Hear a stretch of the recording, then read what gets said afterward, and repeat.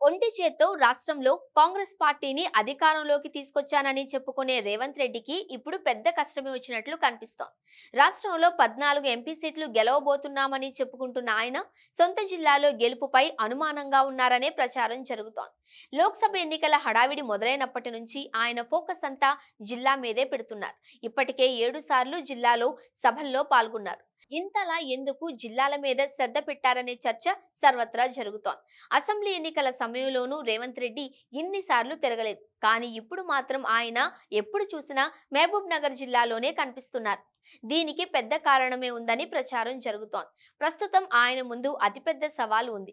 లోక్సభ ఎన్నికల్లో కాంగ్రెస్ పర్ఫార్మెన్స్ మీదే ఆయన భవిష్యత్తు ఆధారపడి ఉందన్న చర్చ జరుగుతోంది. రాష్ట్రంలో చాలా చోట్ల కాంగ్రెస్ బలహీనమైన అభ్యర్థులను రంగంలోకి దింపిందన్న ప్రచారం జరుగుతోంది.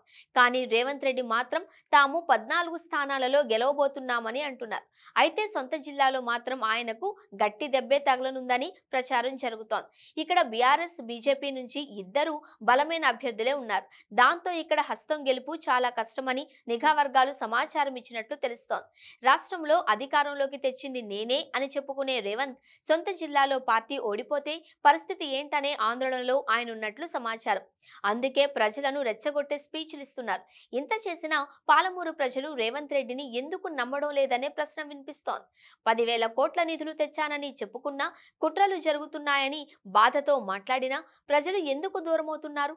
సొంత జిల్లాలోనే ఆయన్ను నమ్మకపోతే రాష్ట్రమంతా ఎలా నమ్ముతారంటూ సొంత పార్టీలోని వాళ్లే ఆఫ్ ది రికార్డ్ విమర్శలు చేస్తున్నారు.